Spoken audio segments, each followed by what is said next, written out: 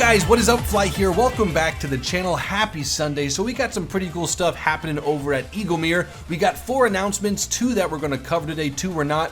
The 2 that we're not going to cover are the 2 new ships that were announced. I'll link the link in the description below or the comment section so you guys can check that out for yourself. But what I wanted to cover today are the 2 new tanks that were announced. Now, they're not American tanks, they're not German tanks, they're not British tanks, they're not Russian tanks, they're Japanese tanks.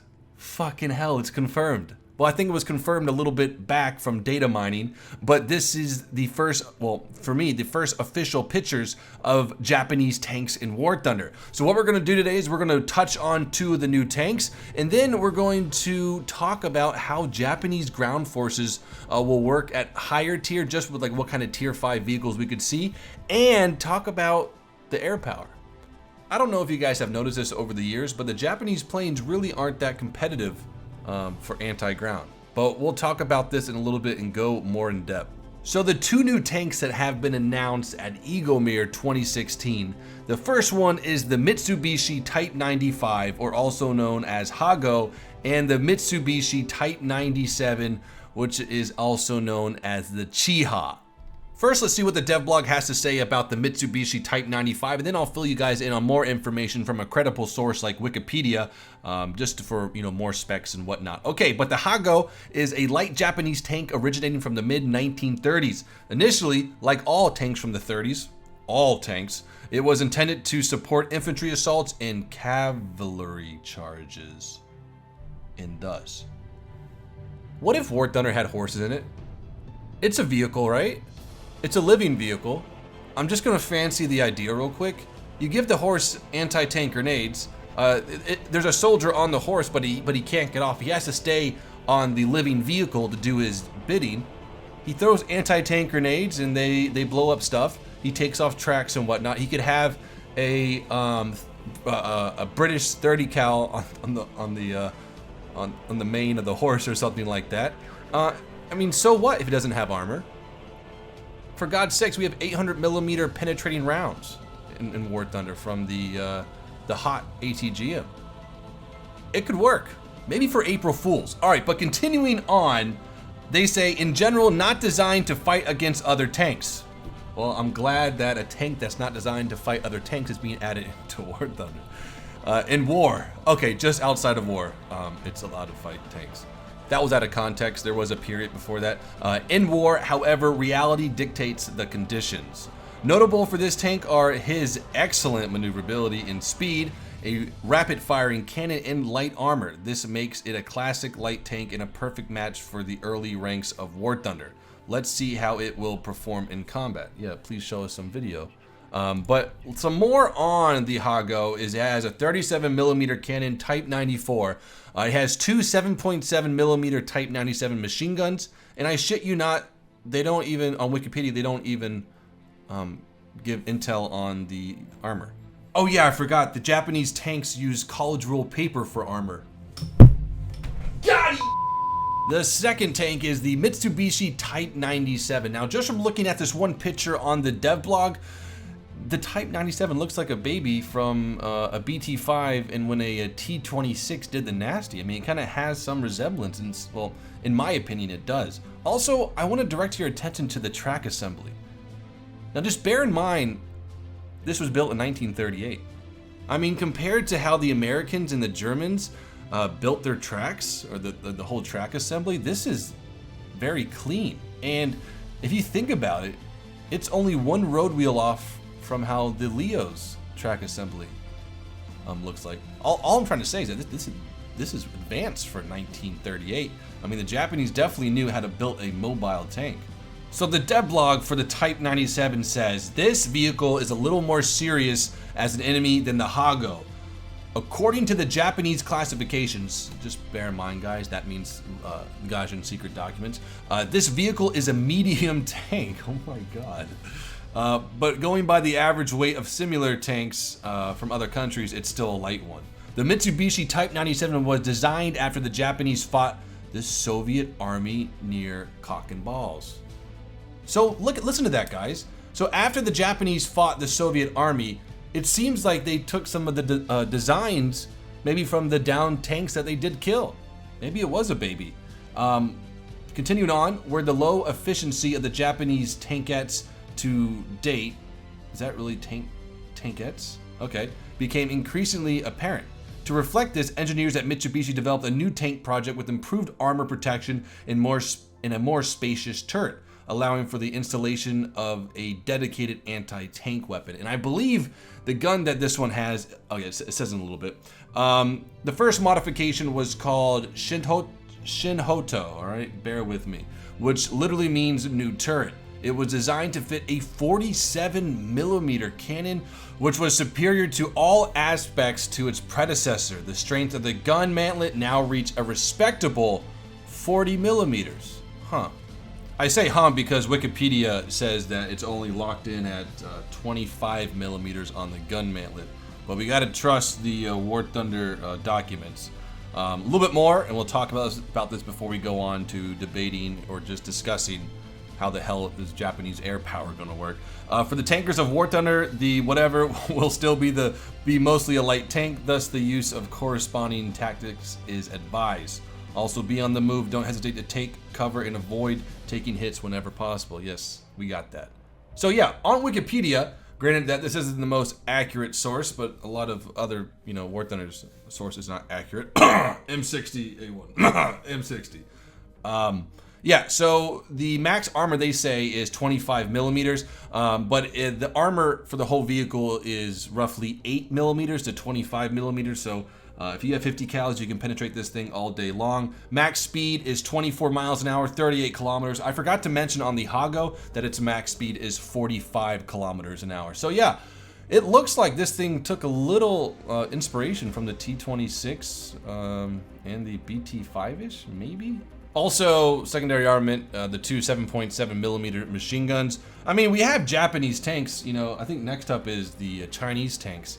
We should really get those in here. Definitely before French tanks, because the Chinese had good French tanks and the Japanese had good tanks. But on a serious note, I really think they're not incorporating the French tanks yet, because the French don't have an air force yet, really. I mean, we have the D520, D521. But they want to complete the trees as they go. At least that's my intent, or what I think their intention is. So that's why French tanks aren't here yet. I know I'm bummed too, but it makes sense because they already have an air-powered tree or an air force. Let's talk about the air force though, because a lot of the nations that have tanks right now have a very strong air power. I mean, you have the British with the Spitfires that can carry RP-3 rockets. You have the Wyvern, you have the Fireflies that have that RP-3 rocket that can really do some damage. The Soviets have the Su-6, the Yak-9T, the Ur-2 bombers. The Americans have, fucking P-47s. The Germans have the MK-103, the 95mm penetrating 30mm. What does Japan have? That's a really good question, Past Fly Senpai. What does Japan have for anti-tank ground assaults? Let's go through some of the planes that we could use. Let's just go through majority of the planes. We'll go through each type of plane. So let's start off, the D3A1 modifications. We have 250 kilogram bombs and 260 kilogram bombs. That's probably one of the better ones. We have this new one that has a 20mm. Oh yeah, guys, this one's cool. Look at the back turret on this thing. Don't you wish more Japan aircrafts had that? Those are 7.7s, by the way. Let's go on to the zeros. Let's just do an A6M2. What kind of bombs do we have on this one? Okay, 260 kilogram bombs. Those are probably, those are like fucking grenades. The Key 44s, no bombs. Let's see, the A6M3s,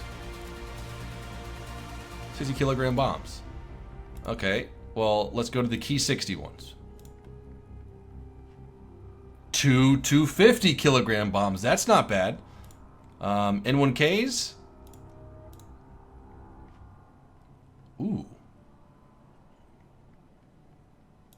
Don't tell me there's only 2 rockets on this thing. Cool, War Thunder. Cool, yeah.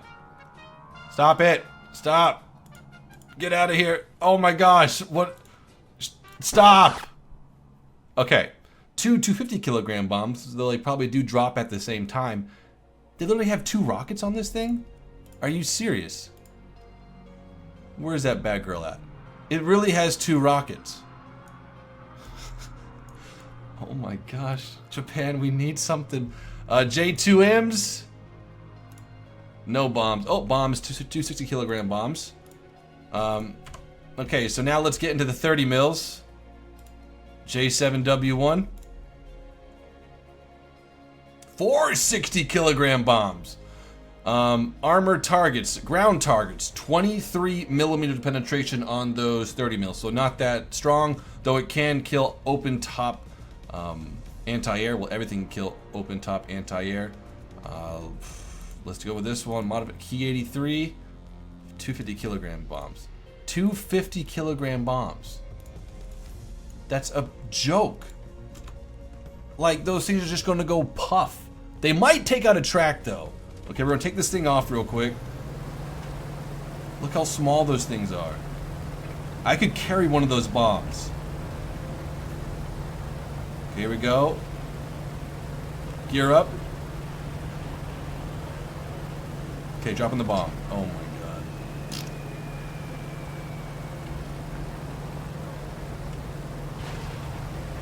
I mean, honestly, it looks like a bigger explosion than the 250 kilogram bomb.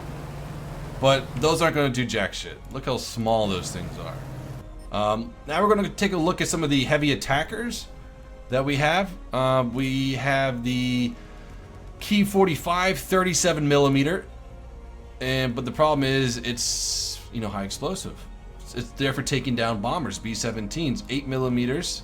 B-782, that one might be pretty decent. And this is where Japanese planes will get some kills. The 800 kilogram bomb. However, I don't really think any other. I think only the G8N1 can carry more of those. But the 800 kilogram bomb's really going to kill tanks pretty easily. You get it close to a Panther, no problem. Explosions. The P1Y1. What kind of armament does this have? Two 500 kilogram bombs. That's decent. Another 800 kilogram. And then as we go into the R2Y2s, we'll have 800 kilogram bombs. Armored piercing. Yeah, I think so. Now on to the bombers. Let's do. Oh my gosh. G4M1. That ain't bad. I mean, the thing is that it won't be able. Japanese will be able to kill tanks, but it won't be able to kill 2 to 3 tanks per death in the plane, which really helps you win a game if you're in like a P-47 or a Yak-9T or a Yer-2. Let's see what this one. The Key 49. That's not bad right there. 250 kilograms. You can get some nice bombs if you precision it. Now onto the big bombers. G5N1. 4 800 kilogram bombs. Decent, but the plane's very hard to maneuver. You can't really carpet bomb too well with only 4 bombs. The G8N1, the Pass Death Star. Yeah, man, they just don't have enough. Like, how does this plane only carry 8 of these? I mean, well, it's pretty much B-17 size. But they do have a B-17. I'll just show you this real quick of how beastly this thing is. 6 1000s! Fucking gorgeous. But other than that, man, I think we'll see a lot of H8K3s and H6K4s. 8 250s, man. That is not... Oh my god, 2 800s. I'm using this one for sure. And let's check the... Is this the Crocodile or the Emily? I think this is the Emily. Let's check this one out.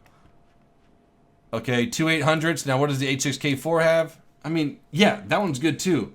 But overall... Japan's just going to be an air superiority nation. Sure, you know, they might kill you with bombs, but I think how it's going to work is that they have great fighters. Some of the best fighters in the game that maybe they can't bomb as many tanks as you can on the enemy team with your attackers, but they'll be able to stop you from bombing. So maybe that's how it will equal out. But right now, there's no good attackers. There's decent bombers that might be only able to kill 1 to 2 before you have to go RTB.